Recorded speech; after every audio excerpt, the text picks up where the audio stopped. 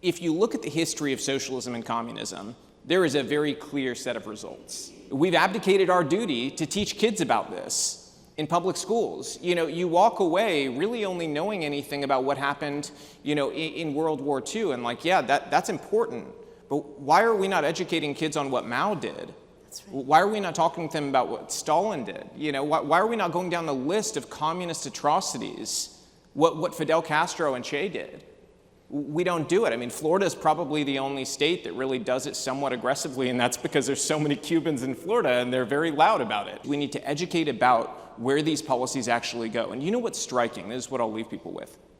Do a little bit of research on this. If you look back when Fidel Castro was running the so-called revolution in Cuba, they dropped pamphlets all over South Florida because they were trying to get U.S. buy-in in some areas close by the island that what they were doing was something that people should view in a positive way.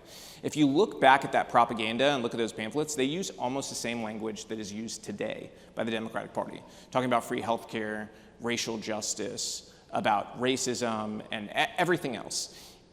It's almost word for word the exact sales pitch you see today from the Democratic Party. And that should scare people. And I think the more we draw those lines between the past and the present, the more likely we are to defeat it.